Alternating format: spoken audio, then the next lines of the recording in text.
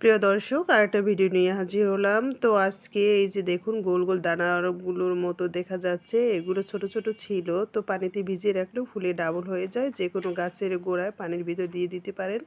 তো এই তো সকালবেলা আমি নাস্তার জন্য কি করতেছি সেগুলো একটু আপনাদের সাথে শেয়ার করতেছি। এখানে আমি এখন আলু ভাজি করে নেব, এর জন্য আলুগুলো কেটে নিয়েছি। আর আজকে আমার রুটি বানানো দরকার নেই, রুটিটা আমার আগে বানানো আছে। তো এর জন্য শুধু আলু ভাজি করে নেবো, আর বাচ্চাদের খাওয়ানোর জন্য একটু ডিম পোস্ট করে নেবো। এই যে আমার ডিম পোস্টগুলো আর আলু ভাজা করা হয়ে গিয়েছে। আর দুপুরে রান্না আমি বসিয়ে দিয়েছি সকালে নাস্তা খাওয়ার পরে। তো দুপুরে রান্নার জন্য এখানে আমি ফুলকপি আর কাঁচা টমেটো, আলু আর বেগুন চাকচাক করে কেটে নিয়েছি। আর করলা ভাজিটা আমার একেবারে রান্না শেষ হয়ে গিয়েছে। আর আমি এই রান্নাটা আজকে ইলিশ মাছ দিয়ে করব।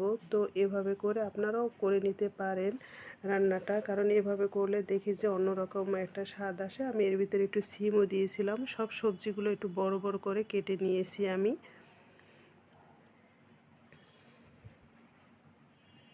তো ভিডিওটা দেখার আগে লাইক দিয়ে দেখা শুরু করবেন, আর ভিডিওটা পুরোটাই দেখে তারপরে কমেন্ট করবেন। আর এই তো আমি এখন পরিমাণ মতো পানি দিয়ে দিয়েছি, আর কিছু কাঁচামরিচ দিয়ে দিলাম।